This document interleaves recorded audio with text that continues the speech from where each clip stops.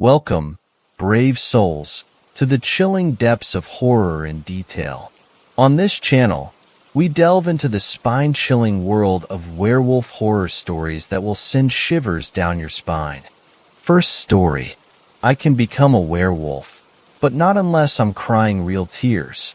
Let's see, Rick said, eyes on the highway. I paid really scary people a $500 deposit to find the werewolf that killed my sister. He lifted a finger from the wheel, counting. If the coterie witches actually find you, I owe them another $1,500. More fingers raised. My car's half-wrecked, and I'm not gonna tell my insurance I tried to kill a 7-foot werewolf by crashing into a bridge. And the werewolf's my best friend. But he can only transform by bawling like a baby, which he's too mean to do. He shook his head. How did my life get so screwed up? Count your blessings, I said. Forget the $1,500. Once the coterie figure out you and I know each other, they'll just kill you. And at least your best friend isn't a whiny drama queen. Bite me, wolf boy. Anyway, who's the queen here? The banter didn't fool me. Rick Ames was a badly disoriented fellow. 4 years ago, his sister Ginger died when a werewolf sparked a panic in Drunken Tree Square Diner. Tonight he'd learned who the werewolf was. Now he was trying to absorb it all as we drove south toward Argenta.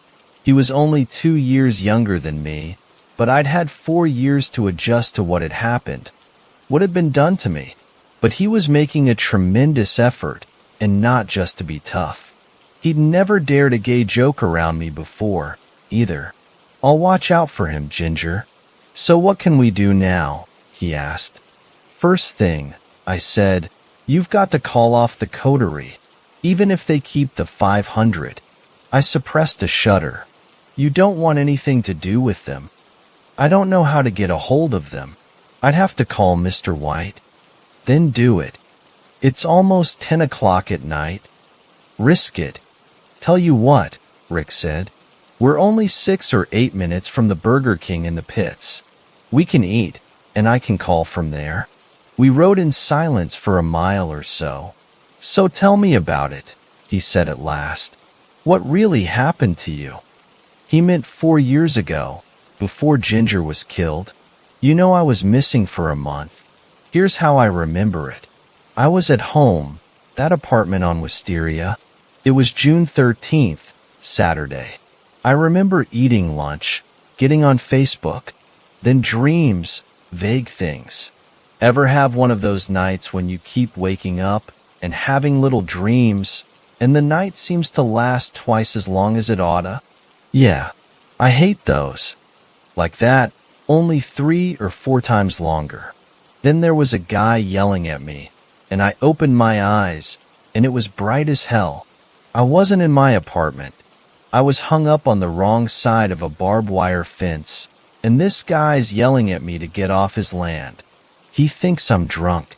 I think I'm still dreaming, 'cause nothing around me looks familiar. He's calling the sheriff's office, and I realize I don't know the clothes I'm wearing. They're all ragged, half worn out. Jesus. Yeah, so I start unsnagging my clothes and ask him where the hell I am. Turns out I'm on a county road south of 88. I'm 15 miles from town. I reach for my phone, and I don't have it. We never found it. GPS tracking didn't find it. Ginger told me. Your folks were going nuts. Yeah, well, a deputy showed up about the time I got loose and got to the road.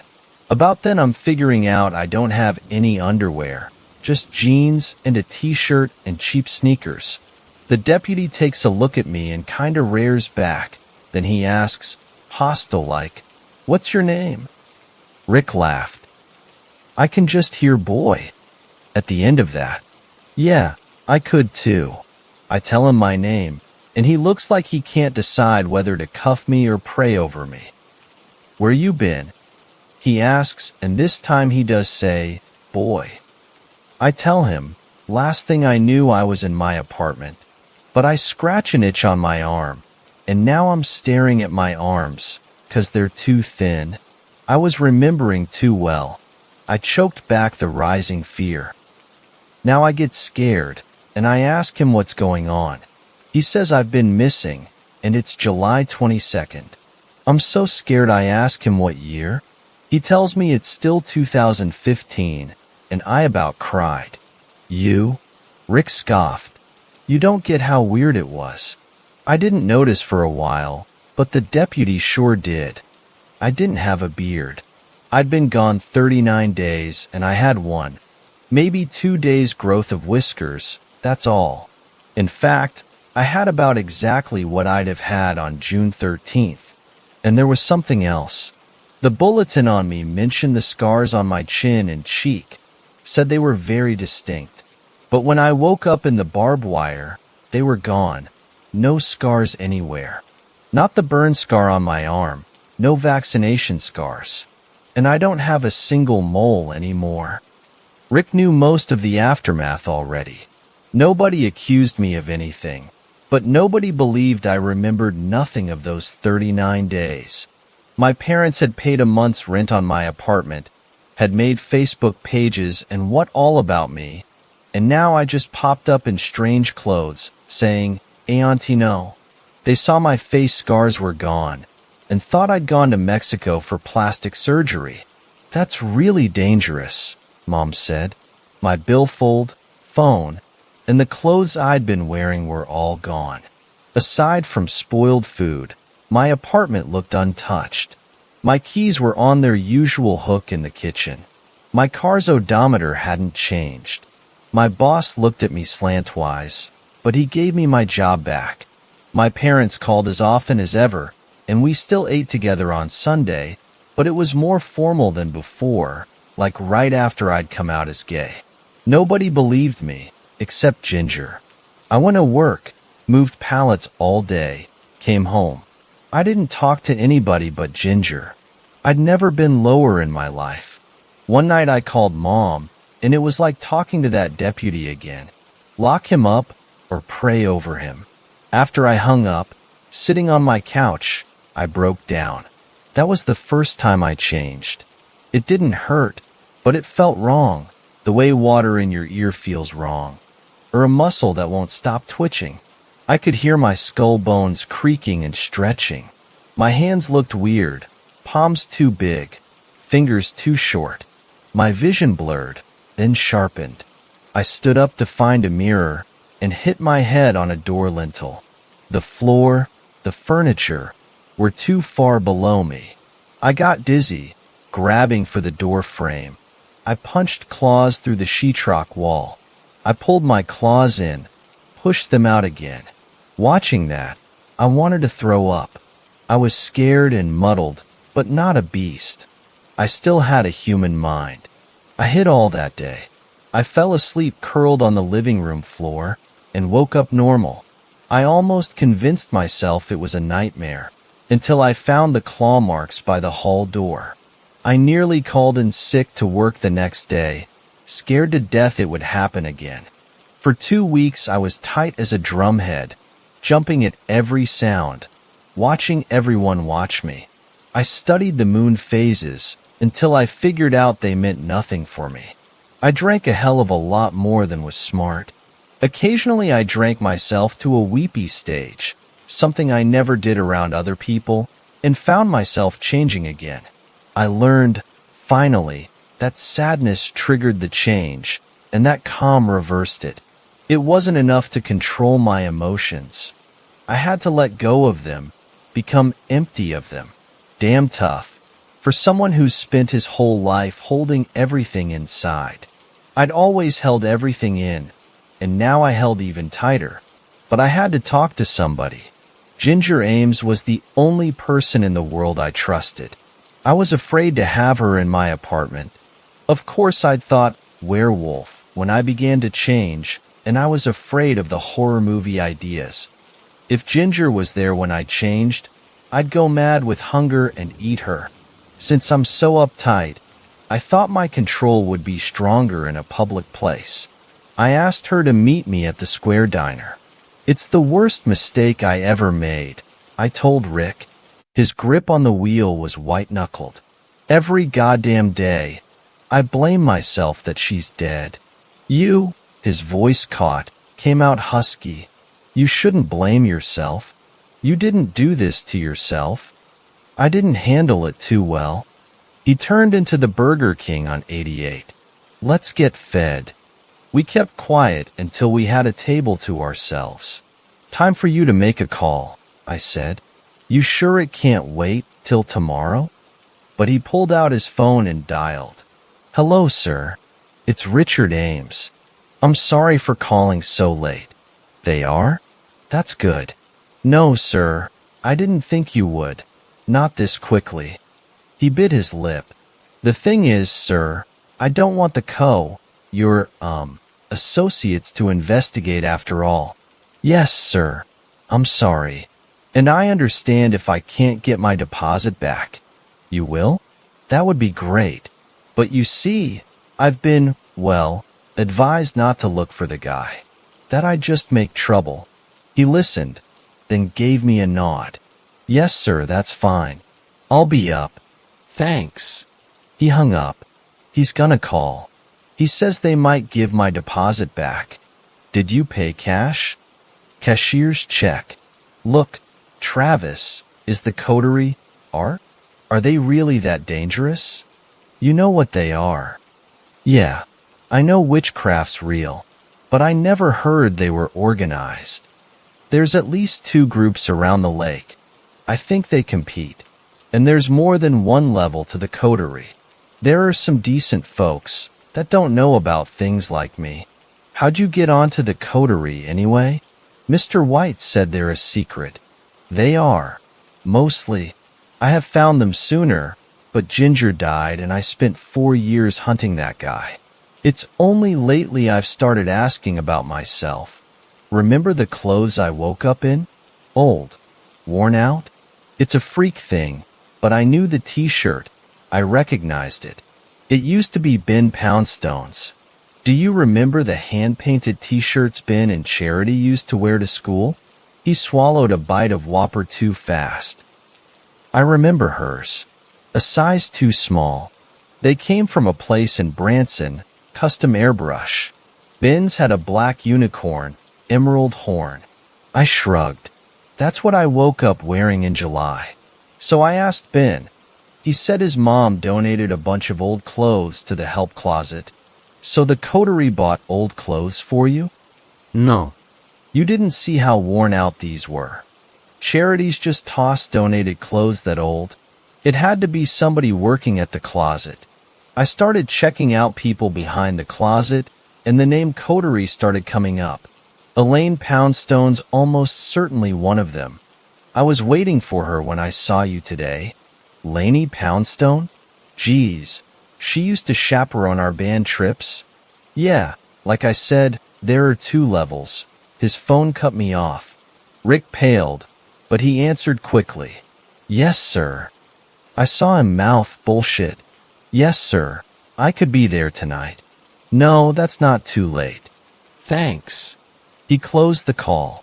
That girl Kite is up in Drunken Tree, he says. She's still got my check. He says to meet her at the diner, but not till after 11. It closed at 10, didn't it? Except Fridays and Saturdays. It's a trap, right? Oh, hell yeah. She could bring it to you anytime. No need to go get it tonight. He grinned. So help me, he was enjoying this. So they figured out we're friends. Yeah, so now you're a problem. This was going to be hard. That's why you're not going. He did not take that well. Look, I said, they made me for some purpose, but you're just a headache. I'm useful to them, but you're not. So you're keeping your distance. I didn't really persuade him so much as convince him I wouldn't budge, and we didn't have time to argue. Take me home, I said. I'll take your car. If I need help, I'll call. You can use my car. And you'll keep me posted. I assured him I would. We linked friend tracking on our phones. By the time I thought of using it, it was too late. 20 minutes later, I was crossing Grace Mountain. We tried to think of preparations, things I could bring, but neither of us owned a gun, or a knife bigger than a scout pocket knife. Neither of us had a Bible handy, or crucifix or holy relic or piece of the true cross. I didn't like that they'd given Rick time to prepare. Rushing him would have been good strategy. It scared me they didn't think they needed that extra advantage. I planned to park some ways off, approaching the diner on foot a few minutes before 11. I hoped to ambush whoever the coterie sent. Even in human shape, they'd improved my night vision, and I seemed to move more quietly. It didn't matter. The coterie were too far ahead of us.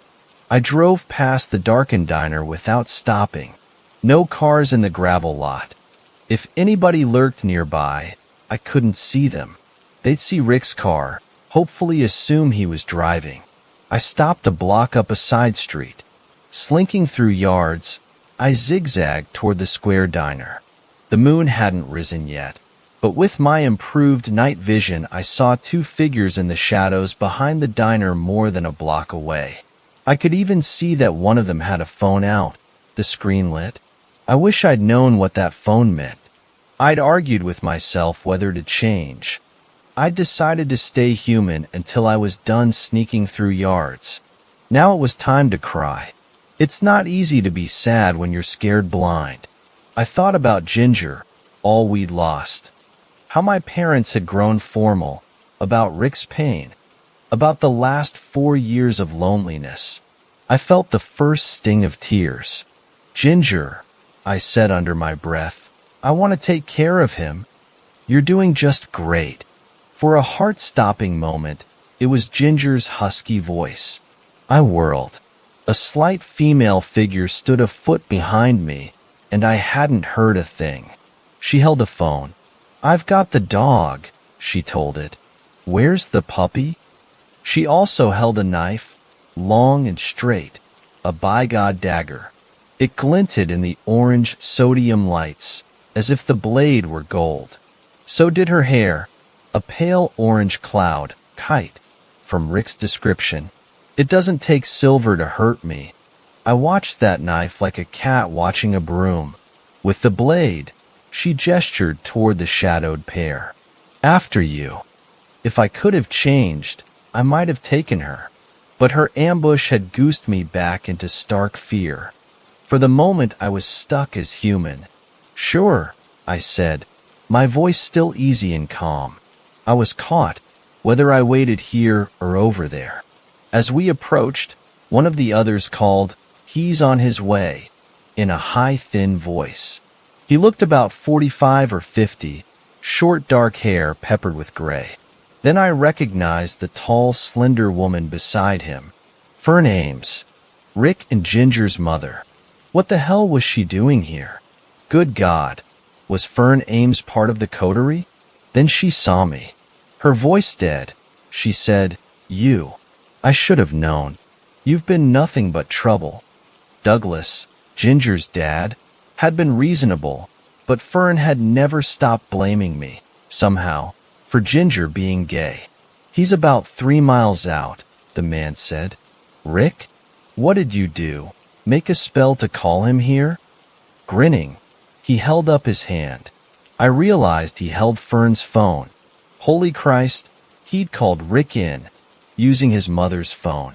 And now he used her friend tracking app to follow Rick. Goddamn it. How long had they been watching him? Fern wore a long khaki coat I recognized. It hung open, and I realized she wore a robe beneath it.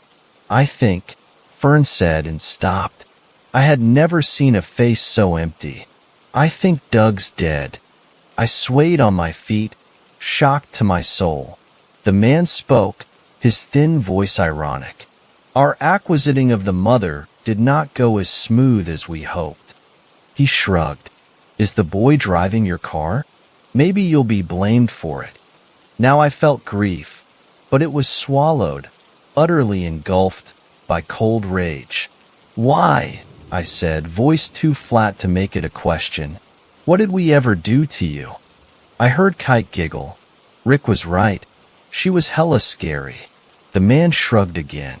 Nothing. You were handy. Handy. What? You thought we wanted you for something. We had to bleed off some mojo? Sheer mystification was piercing my anger. What? You had too much good karma. You had to do something evil. He laughed. All that good evil crap about balancing magic is, crap. He glanced at the phone. Ever overheated your brakes on a hill? What do you do when your brakes fail? Never been that stupid. But my mom taught me, hit something soft. That's good. Well, sometimes magic's like a car with bad brakes. You get momentum and lose control. Summer of 2015. Things between us and the circle got pretty hot. You could say we were fighting for the wheel and heading for a wreck. Shannon said we had to shed some momentum, divert it into something random. He shrugged. You were nothing but a nice thick hedge. Something soft, Kite said, smiling broadly. We didn't even pick you, really, the man added. Your building was in a hot spot, and you were home. He made a zap gesture. Tough luck, he said. So I attacked him. Nothing scientific. I just hit him as fast and as hard as I could. I knocked him back into the diner, putting me out of Kite's immediate reach. His fist came up, but no more skillfully than mine. I popped him once in the throat, butted him in the mouth, kicked him hard in the crotch. He dropped the phone, thumped a fist into me a couple of times, then curled up, choking. I ran for the road. Catch Rick. Make him nope his ass out of here. I'll kill her, Kite shouted. I'd already made up my mind. With a choice between Fern and Rick, I'd save my friend. Somebody said a word. It was a simple sound, something like TAN, but it rang all around me, a deep male voice. The ground quivered with it. It hit me in the chest like a cannon blast. I sprawled on the gravel, sliding to the road's edge. My muscles turned to string. The word, whatever it was, stole my strength. The new attacker killed my hope. I was beaten, almost before I'd started. Despairing, hardly knowing I was doing it, I began to weep. I saw headlights down Shore Road. A pickup, not Rick. That deep voice spoke again. A different word, KO. The headlights blurred. The pickup cruised past, inches from my outstretched hand, without swerving or slowing. A spell to hide me? I flexed that hand, saw claws slide from my blunted fingers. I heard a familiar engine. My car was coming fast. Rick. I pushed myself to hands and knees. The ground was a mile below. I stood and heard a gasp behind me. Oh, shit, the man rasped. Kite. He's turned. I wheeled around. Kite was coming at me, dagger ready. Behind her, the man dragged Fern across the diner's front. To my altered vision, distant streetlights lit the area like sunlight. Tam boomed around me again, but I wasn't weakened. In fact, it seemed to invigorate my altered body. Had they made a mistake at last? Kite was upon me. Christ, she's fast. I barely dodged her first swipe. Then we were circling each other. But the change made me fast, too. It reshaped my joints for greater leverage and strength, lengthened my limbs for greater reach. I lunged and missed grabbing her wrist by a hair. She slashed my arm, but not deeply. Tires shrieked, and headlights flared across us. We both flinched. I snatched at her, and she sprang backward. Then she turned and ran for the diner's far end. With a glance back at the headlights, I pursued. The man stood beside Fern at the diner's entrance. The headlights swung across them. I hoped Rick recognized his mother's raincoat. No time. Kite screamed. Run. The man pushed Fern away, started Kite's way. KO, said the deep ringing voice. For a moment my vision blurred. Kite and the man disappeared. Fern seemed to shift sideways. Some sort of illusion? Then my vision cleared, and all three were back as they were. But the headlights had centered upon Fern. My car passed me, engine roaring. Then Rick rammed my car into the diner entrance, with his mother sandwiched between. Plate glass windows exploded into splinters. A section of concrete block wall shattered. The entrance roof collapsed. Fern had to be dead. They'd cast some sort of illusion, tricked Rick into killing his own mother. Oh, Ginger. I bore down on the two visible enemies. Kite darted toward the road. The man ran for the diner's rear. Kite was the more dangerous, so I went for him first. His foot slipped on a scatter of broken glass, and he went down hard.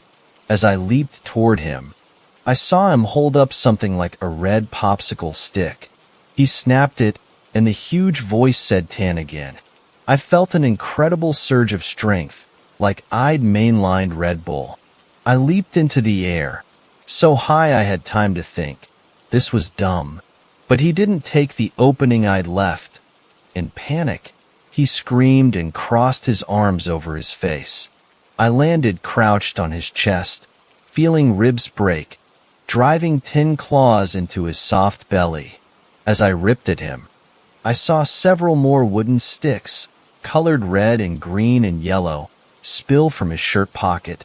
So, no third man after all. They really were popsicle sticks, or those things schools call craft sticks. Some kind of prepackaged spell, like a potion or amulet from an old story. I glanced back, and Kite was racing toward me, nearly soundless on the gravel, wondering how to aim. I snatched up a handful of sticks and snapped them all together. For lack of any better command, I growled, "Get her!" A cacophony of words boomed around us. Kite smacked into an invisible wall. I sprang toward her, staying low this time. If I jumped high, she wouldn't panic. She'd skewer me on the way down. She was slashing left and right, blindly, with the dagger. Had a word hidden me? I darted in, but in a moment of misguided chivalry, instead of tearing out her throat, I seized her wrist. Then, by God, she knew where I was. The sticks had taken her strength, but not her speed. Faster than I could think, she popped the dagger from right hand to left, then slashed behind her back, taking me in the left ribs. Ripping down, she bounced the blade off my hip and laid fire along my thigh. The pain was stupefying. I clenched my fist, but then my head spun. I lost my hold and fell. She shrieked. My convulsive grip had crushed her wrist. Still blind to me, she slashed back and forth, knife in her left hand. One swing just above my head left floating hairs behind. Screw chivalry. She was female and blinded by illusion, and the deadliest enemy I'd ever faced.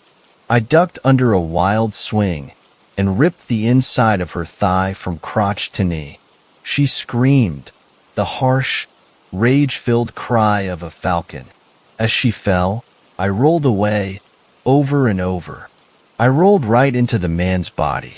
I pushed groaning to my hands and knees, blood pouring from my shirt and jeans. Is she coming again? She lay on the ground, both hands squeezing her leg. Blood gushed from between her fingers. I'd hit something big. I could see her grip weakening. I watched her eyes unfocus, her head fall back. 2 popsicle sticks lay unbroken, one green, one yellow. I scooped them into my own pocket, then started crawling toward my crumpled car. Was Rick alive? I didn't make it. Flashing lights roused me from a faint. A drunken tree patrol car rounding the corner. Another approached down Pinter. The first cop twisted his spotlight back and forth across the scene. I heard him say, "Holy shit," then get on the radio, "Send medical. I've got at least 3 casualties." He went first toward my car. I snapped the green stick, concentrating hard. "Pay," said the voice. I have no idea what it might have done. I snapped the yellow one. KO boomed around me, and with every ounce of mental strength remaining, I pictured Rick in the passenger seat. And it worked. Both cops and 3 paramedics reported finding Rick in the passenger side, buckled in, airbag in his lap. He was concussed, but not otherwise hurt. Fern was quite dead, bled out in moments if not killed instantly. The Argenta police had already found Douglas dead on his front lawn, after neighbors called 911 about screams, fighting, and a car racing away. That took place almost exactly at 10, when Rick and I had been across town at the Burger King. I spun a confused tale about how these strangers had called Rick, saying they had his mother. I'd come along to help him. I showed the Burger King receipt. I claimed they'd had some sort of big cat on a leash that clawed them and ran away afterward.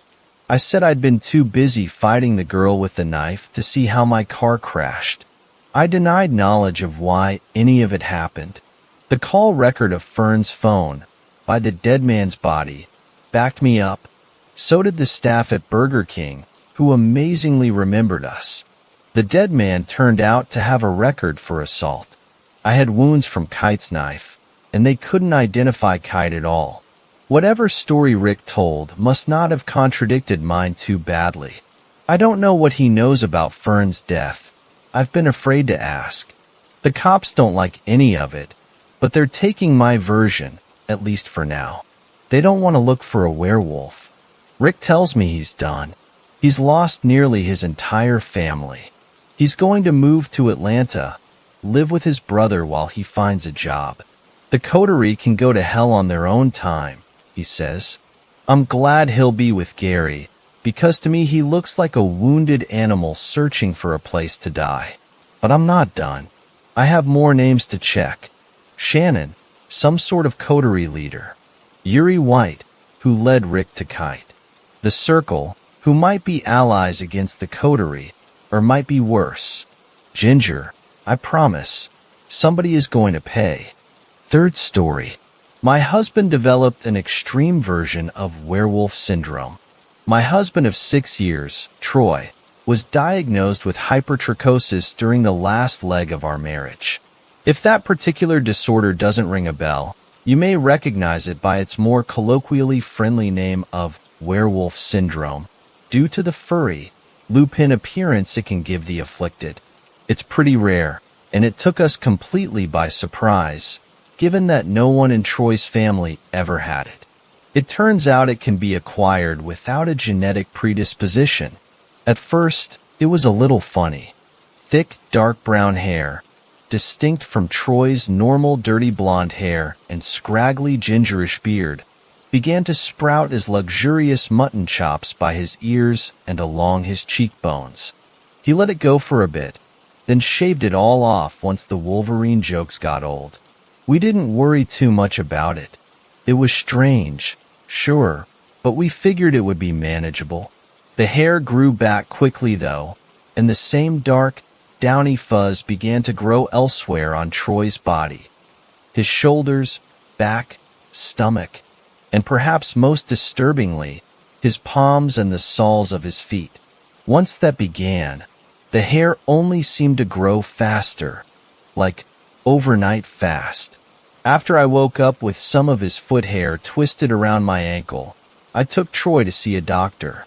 It was the first time I'd seen Dr. Brighton, our family doctor of several years, appear to be shocked by anything. He did his best not to show it, which is exactly how I knew he was so disturbed. Dr. Brighton was usually warm and gregarious, and as soon as he saw Troy, I watched his face go carefully blank. "You rarely see hypertrichosis to this extent," he said as we consulted in his small, sterile office. "It's quite unmanageable." "He's growing hair back overnight," I answered, giving Troy a sideways glance. He was twirling a long lock of hair from his forearm with his index finger. I tried to keep from shuddering. "We've resorted to trimming it all as quickly as possible before bed. It's not really helping." "I see," Dr. Brighton said, jotting a note down on a clipboard. "Well, There are options, such as electrolysis or laser hair removal. My concern is the extent to which you would need such therapies. They can be expensive and sometimes painful, even for areas of minor concentration. He glanced at Troy, but his eyes didn't seem to want to linger long. He began writing again. "It's not that bad, honestly," Troy chimed in. "A little itchy at times, and yeah, I've gotten a lot of funny looks. Other than that, I don't know. I think I could live with it." "Well, that's the spirit," Dr. Brighton replied, though his eyes twitched to me briefly before they went back to Troy. "Just keep it all clean and dry, and I'm sure you'll be all right. If you ever want to seek out permanent treatment, I can give you some recommendations." "Thanks, Doc," Troy said, hopping off the examination table. "We'll let you know." A week later, Troy's body was absolutely covered in hair. It had to be a 1 in a zillion occurrence. Not even the most egregious case I could find pictures of on Google could compare. Troy wasn't all that shy about his appearance either, and insisted on accompanying me on even the most mundane of outings. News about his condition spread almost as quickly as the hair. There was an article in the local paper that dubbed him the city's own real-life Sasquatch, and after that, he was a minor celebrity. People stopped to ask for photos and requests for his best Wookiee impression. I found this all very hard to cope with. I loved my husband more than anything, but it was becoming too much. Being near him was like being around a perpetually damp, odorous dog. All that hair made him sweat, and by the end of the day, he smelled like the communal towel of a sauna frequented exclusively by 400-pound men. Needless to say, the one accommodation I asked him to make was to sleep separately from me. There was nothing less restful than lying next to the human equivalent of a yak. Troy had to stop working as things spiraled out of control. He spent most of his days sleeping on the couch and watching TV, content in his cocoon of hair. Meanwhile, I took on a second job to keep up with the mortgage and living expenses, including the increased cost of shears, shampoo, and other supplies. I would be exhausted and at the end of my rope after 2 shifts, all while hacking at a jungle of increasingly tangled and unruly hair. One night, while I was especially tired, I was trimming a wild mat on Troy's thigh, humming to keep myself awake. I had just snipped off a clump when I felt something creeping around my wrist. I screeched and yanked back when I noticed a twist of hair encircling my wrist and snaking up my forearm. "Ow! What the hell, Carrie?" Troy demanded. "Why are you pulling?" I wedged the trimming scissors under the hair and snipped it away. I watched as it receded like a wounded snake. Stunned, I took a step back. "I'm totally losing my mind, Troy. I need to sleep. It's going to be even worse tomorrow if you don't finish," he warned. I stared at my hirsute husband. "Troy, I don't think I can do this. I'm at my wit's end." "Carrie, don't say that. I need you. In sickness and in health, remember? Let's talk about it tomorrow." I sighed with a shake of my head. "Sorry, I'm just so tired." Troy was quiet for a moment as I swept the trimmings. "Can I sleep in bed with you?" he asked. "I don't know. It's so hot with all the hair." "Please, Carrie? It might be the last time." His words tugged my heartstrings, and the desperate look in his eyes did the rest. My throat felt dry and strained at the thought of lying next to him, but I nodded anyway. I was too tired to argue. I helped Troy up the stairs and to our bedroom. I got under the covers, while he laid on top, having his own natural blanket of sorts. He drifted off quickly with gentle snores, and I turned away, curling up to be as far away from him as possible. With the thought of the retreating, worm-like hairs and a final disturbed shiver, I too fell asleep. I had wretched dreams of a deep, dark jungle with slithering, living vines that ensnared me. They dragged me into a fetid swamp where an alligator lay in wait to snap and crunch off each of my limbs, one by one. Just as the monster was about to go for my head, I gasped myself awake. I thought the nightmare itself had awoken me, but it wasn't that. It was the pain from the loss of circulation in my arms and legs. I pulled and flailed, my limbs meeting resistance, and was finally able to thrust the covers down to my midsection. I saw with horror that my arms had been bound tightly with thick ropes of Troy's hair.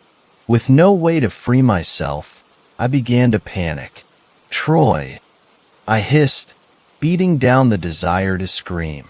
"Wake up, you have to help me." Troy stirred without opening his eyes. "What's wrong?" he mumbled. "Your hair is tangled all over me. I need you to get it off." Second story. A visit in my dreams from a werewolf. Hear me out. I know the title sounds ridiculous. I'm Native American, and this is something that I've been digging through in my spare time over the past couple of weeks. So a couple of weeks ago, over the span of a few days, I was having really vivid fever-type dreams.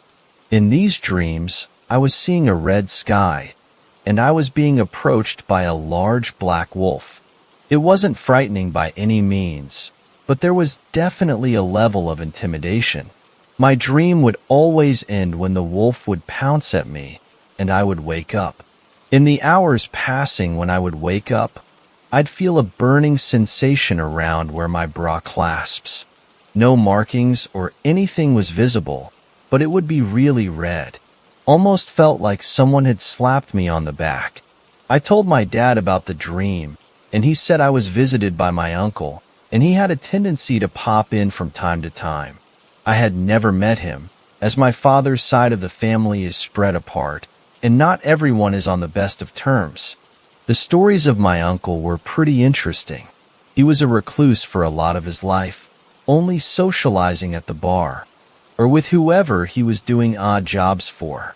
He lived in a small shack near the marsh and kept to himself for the most part. But according to my dad, he was very protective of the kids in our tribe and in our family. As one story goes, he would spend some of his nights running through the marsh and would show up around sunrise without his clothes. Another story goes that one of my older cousins had run from his house screaming, claiming that he looked horrifying. A bartender from their younger days also relayed stories about him running away from her when the moon came out, claiming that he didn't want to hurt her, or to have her see him in whatever state that he was in. I had never met him. He died shortly before I was born 23 years ago. The story is intriguing though, and werewolf lore aside, I do believe that he visited me in a dream. Hard to believe, I know, so feel free to be skeptical. Still, I'm more intrigued in digging into the family history a little more. "Oh, sorry about that," he responded. I felt the hair restraining me begin to shift and release, falling away from my body, harmless as ribbons. "Oh my God," I gasped, scrambling out of bed and backing away. "Oh my God, oh my God, oh my God." "What?" Troy asked, more annoyed than alarmed. He'd finally opened his eyes, and that's when I began to scream. Thready patches of hair had sprouted from the whites of his eyes. They wriggled and floated like tentacles while he looked at me. When he blinked, the hairs seemed to curl and retract under his eyelids. "That's it," I shrieked, dressing frantically. "I have to leave. I can't take it anymore." "Carrie, don't.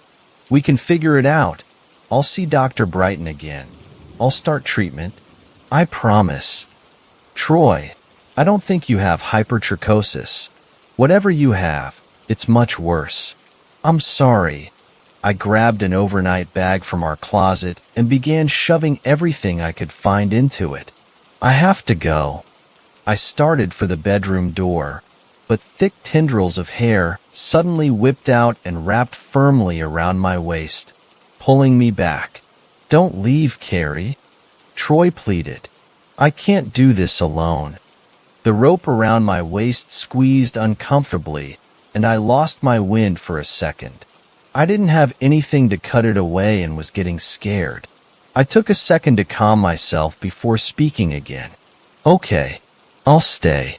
Just let me go grab the scissors, and I'll be back in a minute. I'll call off of work, and we'll try and sort this out. Troy's hair fell from my waist. He appeared mostly placated, but that appearance was betrayed when he used his hair to lift the overnight back out of my reach. Promise? Of course, I said, smiling with trembling lips. He let me go. I went downstairs calmly, picked up the scissors, then my keys and my cell phone, and bolted out the front door. I heard Troy's yells even as I was starting my car. I screeched out of the driveway and took off without ever looking in the rearview mirror. I never stepped foot into that house again. I fled to my home state of Illinois, where my parents still resided. They took back their 35-year-old daughter with grace and love, which helped my mental state tremendously. I blocked Troy's number and deleted the voicemails I received from Dr. Brighton. After a couple of months of living at home, I had no idea what had become of Troy, and that was exactly how I preferred it. My wedding ring was banished to a safety deposit box and all but forgotten. Half a year after leaving, I had a good job again and rented my own apartment. I mostly avoided developing friendships or romantic interests. I didn't need the complication of others asking about my past personal life, dredging up old horrors. I did, however, adopt a very sweet and companionable mutt named Archer. We kept life simple, and sometimes the nightmare of Troy faded into the background of my memory. There, but not all-consuming. That all changed yesterday. I was rudely awoken at 3 a.m. by a cacophony consisting of my phone ringing and Archer barking like a rabid hound. Groggily, I sat up and picked up my cell. It was Dr. Brighton calling. I let it go to voicemail, then listened to the message. "Carrie," the doctor said, his tone steady and serious. "I hope this message finds you well. I just wanted to let you know something. I went to visit Troy earlier today, and he wasn't at the house. He'd been threatening to find you for a while, but I didn't think it was physically possible for him to leave the house at this point." There was a brief pause. "Look, keep your head on a swivel, Carrie. He comes from a place of love, but, well, just be safe. He's changed quite a lot. Call me back if you need anything, and take care of yourself." The message ended, and I put down the phone, first grabbing the scissors I always kept on the nightstand. I left the bedroom to go check on Archer. He was standing in the hallway, his little black and gray speckled body pointed directly at the front door. He was growling, low and long, with raised hackles. A mass of thin, dark tendrils was poking in through the cracks of the door frame, creeping over the door and across the hardwood as an alien mass. Archer snapped at it, but a few strands got hold of his front paw and began to drag him forward. He yelped, sliding on the floor as he tried to get away. "Don't you fucking touch my dog." I screamed and lunged at the hair to hack at it with the scissors. Once freed, Archer ran behind me, whimpering. From somewhere far off, I thought I heard a yell, and I noticed something extremely disturbing from the clippings on the floor. They were leaking small amounts of what appeared to be blood. The hairs I'd cut curled and retreated back through the door like wounded creatures. I would like to say that I considered the pain I would cause the former love of my life before I cut anymore. But that would be a lie. With a guttural cry, I began hacking relentlessly at the invading strands like a deranged barber, and again heard distant sounds of anguish. The remaining hair disappeared quickly after my attack, and I was left staring at the mess of trimmings and red stains, shocked beyond reason. I stayed up, on watch for any further intrusion, with Archer by my side the entire time. When day broke, I went to the police station to file a formal restraining order against Troy. Of course, omitting the part about the supernatural control he had over his own hair. I think Archer and I will move again soon. It's probably a stalemate at this point, given that I now know that Troy's strength is also his weakness, but I'm not taking any chances. In the meantime, I've spent most of a paycheck on the sharpest shears I can find, and a whole shelf's worth of Nair. Troy, if by some chance you read this, I have one message for you. Find me again, and I won't hold back. I'm ready for you, you hairy bastard. Fourth story, The Shepherd and the Lonely Werewolf. It took me 12 nights to figure out what the littlest werewolf wanted from me.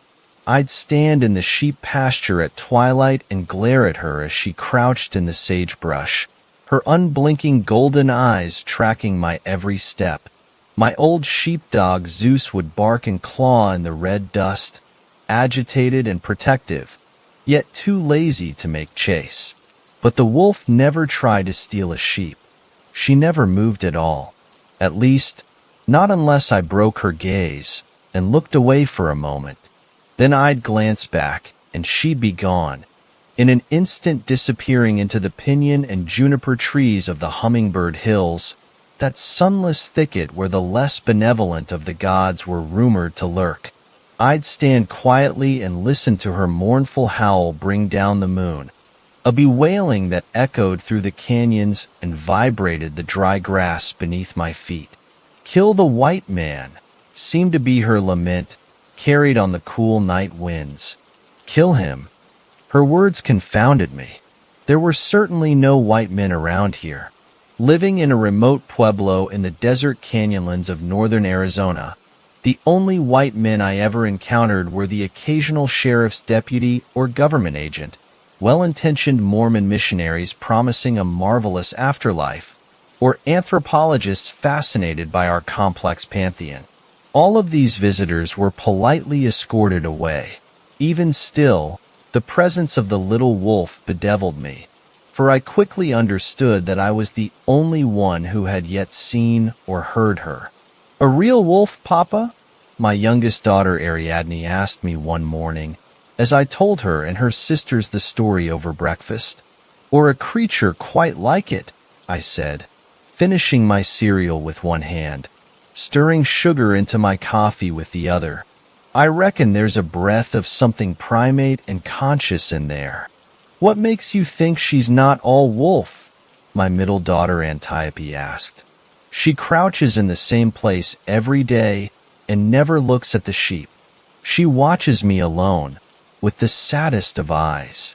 Her ears flick at the sound of my voice, and her own howl is unusually expressive and forlorn." "But a human can't howl," my oldest daughter Arachne declared. "Maybe she's a god in disguise," I said, winking at her. "Or their half-human child, the daughter of a wolf god, born to a human mother who feared it so much she abandoned it in the desert to die." My wife Leah suddenly dropped her coffee mug. It shattered on the floor, and I turned in surprise. I hadn't noticed her there, standing at the stove, listening to the conversation. "What do you think it is, Mama?" Antiope asked her, unconcerned. Leah shrugged and took a sip of her coffee from the mug in her hands. I looked, but saw no broken mug. I blinked, figuring I'd only imagined the loud smash and the fragmented splinters of earthenware. "Isn't the Fish and Wildlife Service reintroducing gray wolves around here?" she said. "They're trying to clear the overpopulation of deer at the Grand Canyon. Maybe one of those wolves wandered across." "Maybe," I agreed. "But this one speaks to me, I think." "Just like Annie Cassandra," Ariadne said. "She hears the wind speak to her in human words. It makes her twitch and fall down asleep, and behind her eyes she sees the faces of the gods who make the wind." "Cassandra's mind is very ill," Leah said. "Leave her alone, and leave the wolf alone. If it is a god, It's best not to meddle in whatever task it must complete. Would anyone like some coffee? The brewer steamed and hissed. The radio buzzed and hummed the morning news and the weather reports. I had to admit, I couldn't dispute my wife's assertion, but I didn't want to believe it. I couldn't get the narrative out of my head of the little cub with a mortal mother and a divine father, a child with an uncanny inclination towards turning canine when the moon rose in the sky. It brought a little spark of thrill to the slow turn of life, the life of society's outliers, out among the barren rust-colored desert. Letting my imagination run wild, I thought of my son, somewhere far from home, being cared for by the spider god who called him her beloved. I gazed at my daughters, young and vulnerable, yet so untamed and wild. I thought of the human mother who might, at this moment, be wondering where her little half-divine wolf cub was huddling, imagining her child lost among the old trees and the voices of the night. Was she scared? Was she hungry? Was she shivering with cold in these crisp autumn evenings after the sun went down, yearning for the familiar warmth of home? I loved my own children more than anything. I understood that primal, animalistic urge to protect one's defenseless offspring. My heart softened towards the staring and unmoving cub. Her origins were an enigma to me. But were she my own daughter, I'd certainly hope another parent would be there to keep a vigilant eye on her and listen to her unspoken desires. The next evening, I began to bring small scraps of mutton and elk jerky to the wolf girl. She'd cower if I walked too close, pulling back her lips to show me her gleaming white fangs. "Kill the white man," she rasped, in a voice like radio static. "First you must eat," I whispered affectionately. "Then you may kill whatever ghost you happen to find." I was often close enough to smell her, only briefly. She carried the sweet scent of burning sagebrush and tobacco in her fur. Once, I thought I saw a single tiny, glistening tear emerge from her sunken eye and roll down her snout. "Kill him," she howled from afar. "Kill what man?" I asked. "There is no white man here. Only me, and I'm the only one who knows you're here. Why won't you let me help you?" She stared, silent as ever, but she did not run from me that evening. Encouraged by her sprouting interest in being nurtured, I turned up a few old baby blankets. Within their folds, I tucked bits of fragrant lavender and soothing catnip. I left them under a pinyon tree near the border to the dense forest of the Hummingbird Hills. I'd taken care of her hunger and her shivering. All I could do now was try to heal her loneliness, to take her somewhere warm and inviting, and reunite her with the family from whom she surely must have been forced to depart. But that was not to be. On the 12th day, I was paid a visit by a deputy of the county sheriff. I was spending a lazy autumn day in the kitchen garden, checking the tall stalks of blue corn for ripeness, pulling back the husks to get a swift glimpse of their deep indigo kernels, their rare beauty as hidden and lustrous as a dragon's cache of jewels. For a moment I imagined myself the hero of that story, slaying the dragon and stealing its bounty. He didn't see me watching him as he drove up the winding road that spiraled around the mesa on which our pueblo was perched. His clunky white pickup truck rumbled and roared across the ancient bridge of bones that connected Mercury Mesa to Jupiter Mesa, and followed the dusty red road to where I stood, a fat husk gripped too tightly in my hands. Deputy Babbitt got out of the truck and faced me, covering the gun on his hip, watching my hands, avoiding my eyes. Babbitt didn't much care for people like me. We didn't much care for deputies. "Sir," he nodded, trying to look casual in a place so backward and foreign to a white man. He swept off his sun-bleached cowboy hat and leaned against the hood of the truck, stubbing out his cigarette with his pale leather boot. "How's everything going around the farm?" How's your wife and that beehive of daughters?" I looked over my shoulder to make sure my family was safe inside the house.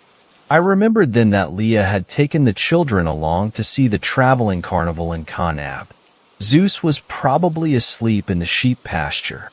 "Mr. Beartooth," Babbitt said when I didn't answer, "I've heard a rumor that you've spotted a wolf nearby, one that's stalking your sheep and eating your food." "Rumor?" I said. "Gossip, certainly. There haven't been wolves around here for 50 years. You ought to know that. Who told you I'd seen a wolf?" "Cassandra Maldonado. She won't speak to me, but I heard her young daughter's gone missing, and I believe the girl may have been dragged away by the wolf your kids are telling everyone about." Poor Cassandra. Her daughter was all she'd had. But if there was anyone who craved utter solitude, it was Cassandra. She lived a hermetical life on the dusty outskirts of the pueblo, with only her cows for company, and we all assumed that's the way she wanted it. I myself had always been uneasy around her, never sure what to say or where to look when I'd bring her gifts of surplus peaches, and she'd begin to yelp and swear and convulse. But we all avoided her, back then. We told ourselves it was what she needed. I was vaguely sorry to hear her child was missing. I'd forgotten she had a child. I turned my back on the sheriff's deputy and back to my corn. "I've told you all I know," I said to him, my fingers idly digging at the brittle husks, not knowing even what they were doing. I hoped he wouldn't see my hands shaking. "I think it's time for you to leave, deputy." Babbitt was quiet for a long moment. "Well, I have the feeling there's something else you're not telling me," he said, his voice as low and discordant as a rattlesnake's tail. I clenched my jaw. I waited. I opened and closed a corn husk again and again, entwining my fingers in the gossamer green tassel, feeling the taut bulge of milk beneath the swollen kernels. I glanced at the garden shears on the opposite side of the garden, imagining the crunch they'd make as they sheared off the man's nicotine-stained fingers. There was a sound of a door opening and closing. I turned around again. Deputy Babbitt was dragging a brownish-gray bundle from the bed of his truck. His hands and his white jacket were stained with its blood. I knew right away what I was seeing. Its fur was matted and dirt-clogged. Its caved inside was stained with a rust-colored smudge. Its tongue hung out of a mangled snout, and its amber eyes stared straight ahead, into my own eyes, as they always had, never breaking that line of sight. Babbitt dropped it heavily on the ground, and finally stared at me forthright. "Don't you ever lie to me like that again," he hissed into my face.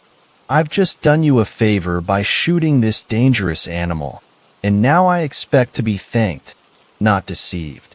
I put my life in danger for your flock, for your wife, for your children. You don't have to like me, but you do have to respect me. That's all I ask. There are worse predators out there than this one, and you have no idea what I've done for you. To let you people quarantine yourselves up here without interference. My family has lived in Arizona for a century, civilizing this barren dust bowl, trying to guide your people into the modern world, and all we get back from you is suspicion and scruple. Now don't you dare take my protection for granted and ruin it for the ones that want progress and improvement. Don't you dare violate that tenuous trust I've been generous enough to give, even as I overlook your flaws. Don't you dare." I glared, straight ahead, our faces so close I could smell the remains of his cigarette and his white mustache. I did not sever my gaze with his. I thought of the littlest werewolf, speaking through the silence, pleading with her eyes. He couldn't hold for long. He kicked the wolf's body with his white boot. "So that's all you've got?" he growled. "No thanks, no gratitude? Does this dead menace mean nothing to you?" "You are nothing to me," I said. "One day you, too, will lie in the sand." but you won't get a burial nearly as grand as hers. Your mouth will fill with dust and cornmeal. Your tongue will be replaced by a scorpion's tail. Your eye sockets will be the nursery for a rattlesnake's eggs. Your ribs will be made hollow by the sun and will whine in the wind like a bone flute. Is that a threat, he said, backing away, or a curse? Neither, I said. It's an expectation, an aspiration, an invocation. He gritted his teeth. Then he turned, smashed his hat back onto his head, and got into his truck. I waited for him to cross the bone bridge before I turned and crouched at the side of the little wolf girl, another father's daughter, my pollen-covered fingers stroking her ears, still soft, still listening to words carried on a wind that blew from another world, the land of the dead. I lay there until the sun set. Then I carried her down the mesa and buried her at the edge of the sheep pasture, the place where I'd first seen her, waiting, quietly begging me to listen to her wolf words. I smudged her nose and forehead with all the corn pollen remaining on my hands, as one does to both the newly dead and the newly born, as I had done to all my children and later to my father. Zeus watched for a while, sitting on his haunches, before he finally let out a low, ululating howl that echoed off the hills and resonated through the canyons and reverberated in the craters of the luminous silver moon. He led me back home, where Leah and the children had already gone to bed. In the night, I woke, feeling as if I'd heard my name whispered in a dream. I rolled over to watch the moon out the window, but the clouds had gathered, covering it in a pearlescent shroud. Hephaestus, a voice called to me into the stillness and the holy dark, a voice that sounded like Cassandra's. Hephaestus, she was pregnant. Too young to be, I said, and could not contain my tears. She was only 13. Too young, I said again. Too gentle to endure thee. I sat straight up. Was she born human? Not a wolf. Fully human, Cassandra whispered. Deeply loved. Who transformed her? The voice was silent.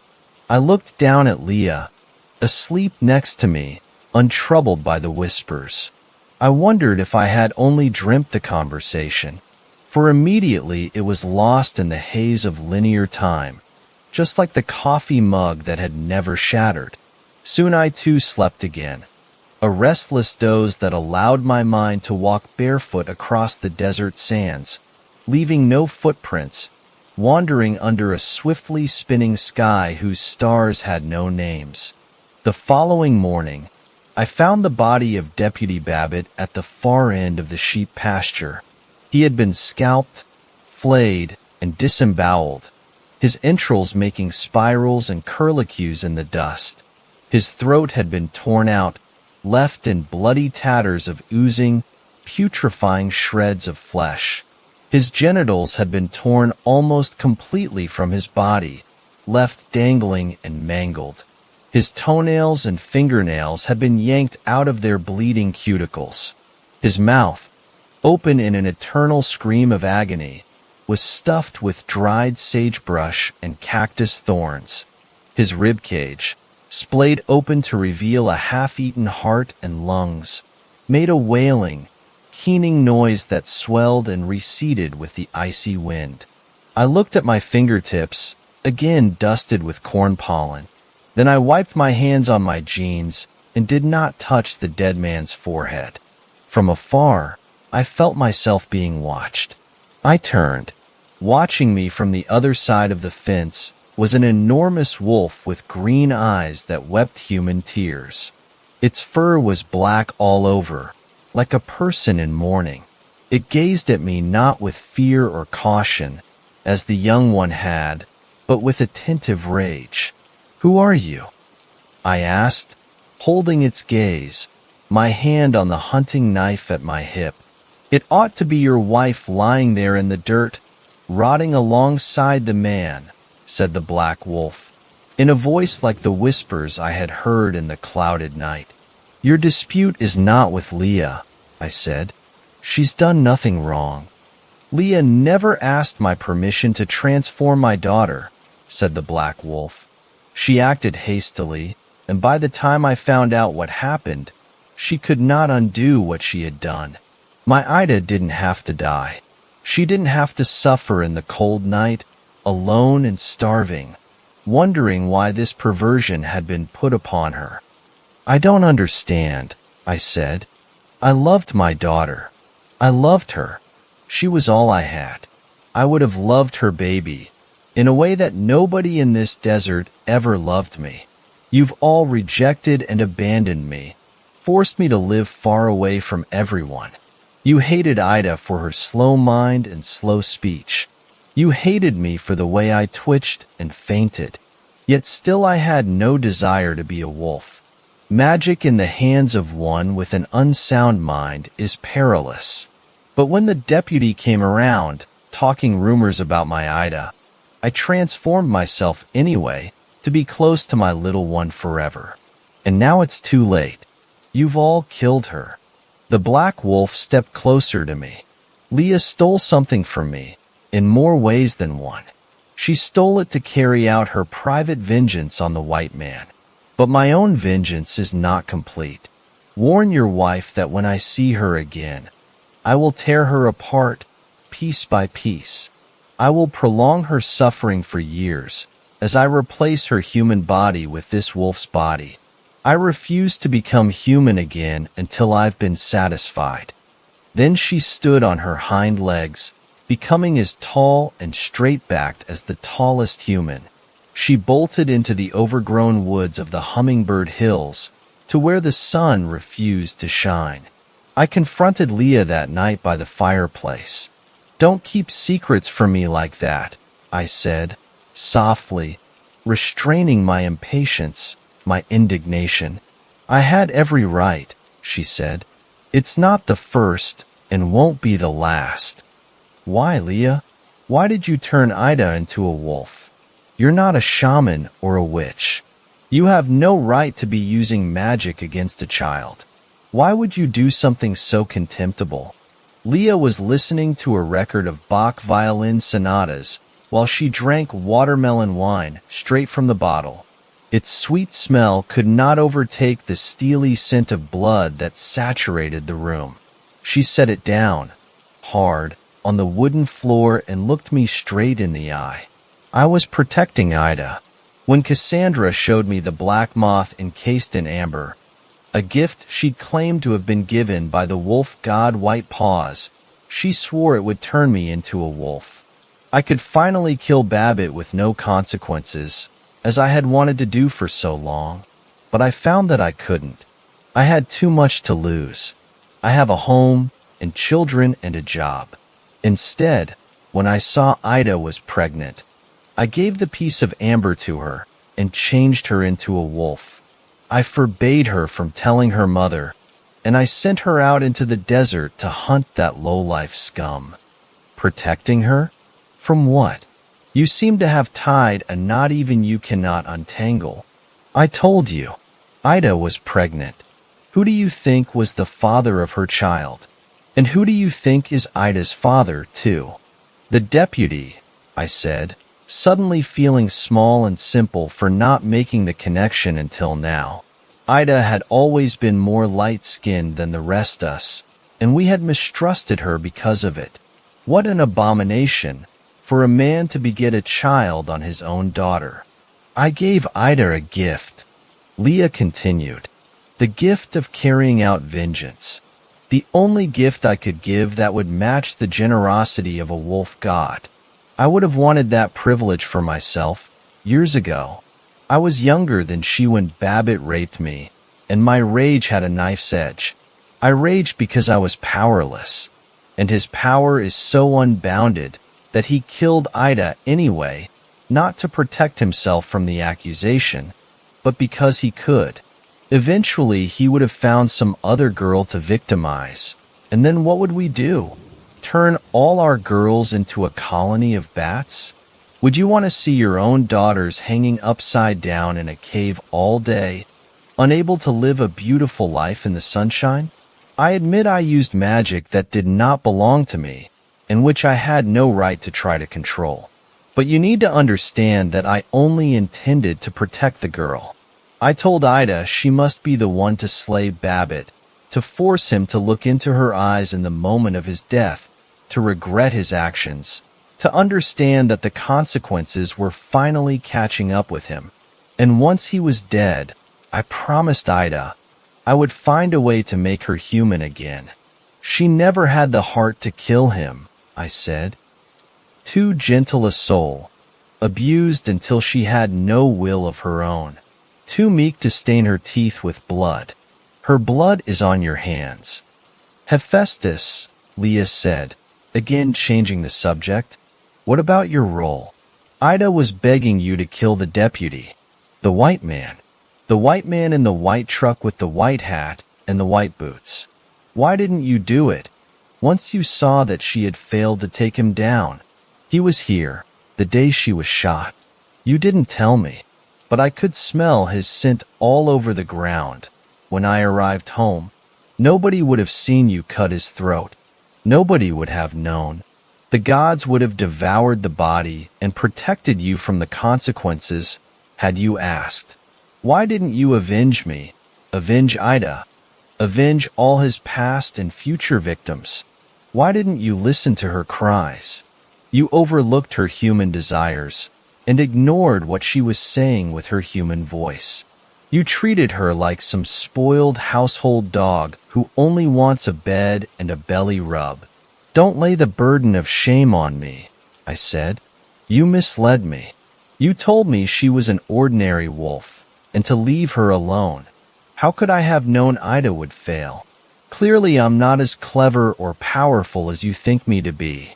Leah scowled. A child is dead, she said, and all you care about is shifting the blame to anyone but yourself. You sound an awful lot like Babbitt right now. You're wrong, I fumed. I have been humbled, Leah, and I believe you are the merciless one. You used magic stolen from a vulnerable mother and left a little girl in a body she didn't want. You forced a child to fight your battle, and now Cassandra will be forever stalking you. She has her canine stare fixed on you, on your every move. One day, she'll pounce and take her revenge on you, and she will tear you apart piece by piece, year after year, and replace your body with a wolf's. And I will never be powerful enough to protect you. I can't. The blanket around her shoulders fell. She quickly pulled it back up, but not before I saw a flash of the gray-brown of a wolf's furry foreleg, hastily stitched onto the bleeding stump of her elbow with greasy sinew. I looked up from the fresh wound. I met her eyes. She glared back at me, eyes fiery, but I could not hold her gaze. I bent my head, and I hid my face in my hands. Fifth story. I thought he was a nice guy, but then we were alone. The full worm moon. The Algonquins used to call Ontario their home before it was discovered. Now the land and so many of its names have been repurposed by those who think that stealing an idea makes them the best people to teach those who have been robbed. But why a worm moon? I asked Hugh. He reached out and tucked a lock of hair behind my ear. I leaned into it because I know that he likes it, the same way that he likes explaining things as though I didn't already know. The earth is finally soft enough to herald the oncoming spring. Things that were dead will be alive again, he whispered, looking up at the pitch-black sky. The worms know this before everyone, because we all end up as the greatest delicacy a worm can crave. His face was alabaster in the moonlight. Hugh licked his lips. Is that why you wanted a midnight picnic? I asked with half a smile. He huffed. It's because we're seeing something beautiful, Olivia. In 2 weeks, the greatest celestial dance will cause a solar eclipse dash, which is why there's a lunar eclipse tonight, at the full moon, I finished dreamily. Hugh bared his teeth. Is there a reason you needed to interrupt my story, Olivia? I turned away, suddenly uncomfortable. I was just making conversation, Hugh. Look, it's getting late, and Dash. He wrapped a hand around the back of my neck, and I froze as chills ran up and down my spine. No one around but the two of us, he whispered. I licked my lips. It's very private. No one around, Hugh whispered as he lowered his mouth to my shoulder. Did you know that a wolf can eat 4.217 pounds in a day? Pulling aside my cardigan, he nibbled at my skin. I shuddered. Somehow, he seemed paler as the moon grew brighter. It was unnerving, but the way his tongue touched my skin was painful. Ow. Hugh, what are you doing to my shoulder? That's OUCH. Fuck. Hugh, what the dash? Then he pulled back, and it wasn't Hugh. Or, more horrifyingly, it was him. Sort of. Those same pinkish eyes looked back at me beneath facial hair that had sprouted up to his lashes. His long face, always gaunt, was now freakishly out of proportion with a jaw that fell to the middle of his chest, revealing long, sharp, yellow teeth. I froze in utter horror as the wolf pressed his claws into my arms. He was on top of me before I could resist, his nose now extended into a lupin snout that sniffed hungrily at my neck. I was pinned. The terror had overwhelmed me so quickly that the fight was over before I could understand what was happening. I stared up at the beast, unable to move, unable to process the fact that I was about to experience my final sensory input before the lights went out. Then it got darker. Just slightly, but enough to notice. Orwu. The wolf whined. Then he relaxed his grip. Swaying back and forth, he felt lighter, weaker. His face began to melt back into hues. Not entirely, but sufficient to see the man behind the wolf. He lowered his head, and then I saw it. A partial lunar eclipse. The edge of the moon was weak as it fought against the Earth's shadow. What had been a bright picnic now got dimmer as the moon appeared lopsided. The Hugh wolf stayed on top of me, but he wavered. That was enough. I reached for my deepest strategy and used the most cunning move available in a pinch. I need Hugh in the balls. I was running while Hugh was still howling at the moon, his wails of agony rippling across an empty field that ensured we were totally alone. Fortunately, I had driven us here. Hugh seemed worried about driving, explaining that he had a hard time controlling a car in the full moonlight. I would kick myself for missing that sign, but who takes such a red flag seriously? I screeched my car into the driveway, stumbled out, and locked the front door behind me before taking a breath.